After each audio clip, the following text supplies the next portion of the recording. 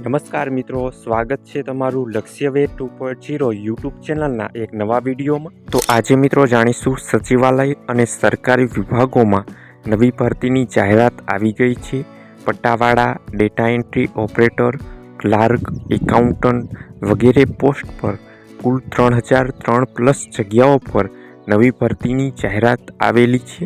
તો મિત્રો વિડીયોના અંત સુધી જોડાયેલા રહેજો, જેથી કરીને તમને ભરતીની સંપૂર્ણ માહિતી મળી રહે। આજના વિડીયોમાં આપણે શું જોવાના છીએ તેની મિત્રો વાત કરીએ તો કઈ પોસ્ટ પર ભરતી આવેલી છે અને પોસ્ટ અને કામગીરીની વિગતો જોઈશું। શૈક્ષણિક લાયકાત અને ઉંમર, પરીક્ષા પદ્ધતિ, અરજી કેવી રીતે કરવી તેની સંપૂર્ણ માહિતી આપણે આજના વિડીયોમાં જોવાના છીએ। તો મિત્રો તમે આપણી યુટ્યુબ ચેનલ પર નવા હોય તો ચેનલને સબસ્ક્રાઈબ કરી દેજો, જેથી કરીને તમને આવી જ ઉપયોગી માહિતી મળતી રહે। આગળ મિત્રો વાત કરીએ તો આ ભરતી ભારત સરકારના વિવિધ મંત્રાલયો અને વિભાગોમાં ખાલી પડેલી જગ્યાઓ ભરવા માટે સંયુક્ત ભરતી બહાર પાડવામાં આવેલી છે।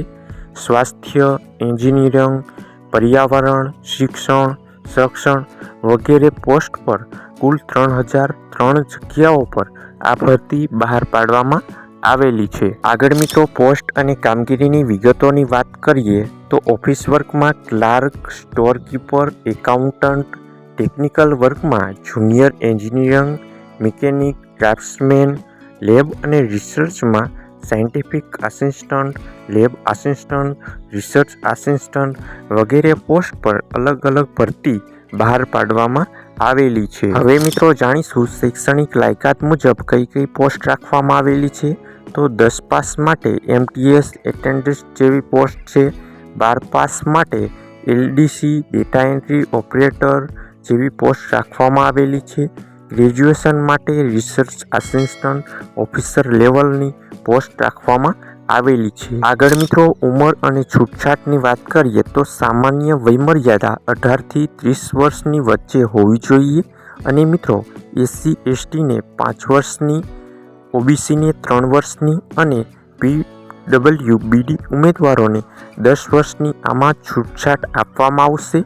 ઉંમરની ગણતરી 1/1/2026ના રોજથી થશે। હવે મિત્રો આ મહત્વપૂર્ણ તારીખો ખાસ નોંધી લેજો।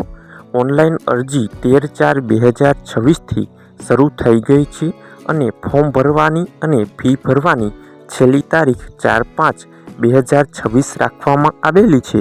તો આ પહેલાં તમે વહેલી તકે અરજી કરી દેજો અને મિત્રો ફોર્મ ભરવામાં કોઈ પણ ભૂલચૂક થાય તો 11/5થી 13/5 સુધી તમે આમાં સુધારા કરી શકશો। અને મિત્રો આની પરીક્ષા એટલે કે CBT પરીક્ષા લેવામાં આવશે અને જૂન 2026માં રાખવામાં આવનાર છે। આગળ મિત્રો પરીક્ષા પદ્ધતિની વાત કરીએ તો GSના 25 પ્રશ્નો, અંગ્રેજીના 25 પ્રશ્નો, મેથ્સના 25 પ્રશ્નો, રિઝનિંગના 25 પ્રશ્નો, આમ ટોટલ 100 પ્રશ્નો પૂછવામાં આવશે અને સમય 60 મિનિટ રાખવામાં આવેલો છે।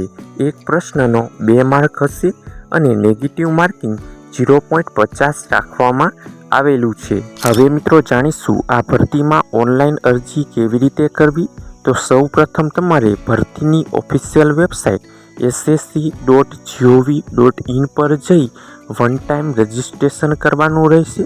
લોગિન કર્યા પછી તમારે સંપૂર્ણ વિગત ભરી અંતે ફોર્મની પ્રિન્ટ કાઢી લેવાની રહેશે। તો મિત્રો આ હતી ભરતીની સંપૂર્ણ માહિતી। આવી જ સરકારી અને પ્રાઇવેટ ભરતીની અવનવી માહિતી જાણવા માટે આપણી યુટ્યુબ ચેનલને સબસ્ક્રાઈબ કરી લેજો। અને મિત્રો સૌથી પહેલાં ભરતીની અપડેટ જાણવા માટે તમે આપણી ટેલિગ્રામ ચેનલમાં જોઈન થઈ શકો છો। ટેલિગ્રામ ચેનલની લિંક વિડીયોની નીચે કમેન્ટ બોક્સમાં આપેલી છે, ત્યાંથી તમે આપણી ટેલિગ્રામ ચેનલમાં જોઈન થઈ શકો છો। તો મિત્રો આ વિડીયો તમને પસંદ આવ્યો હોય તો વિડીયોને લાઈક કરજો અને નીચે આપેલા હાઈપના બટનને ક્લિક કરી વિડીયોને સ્કોર આપી દેજો, જેથી કરીને અમે તમારી માટે આવી જ ઉપયોગી માહિતી લાવી શકીએ। તો મિત્રો મળીએ એક નવા વિડીયો સાથે, ત્યાં સુધી જય હિન્દ, જય ભારત।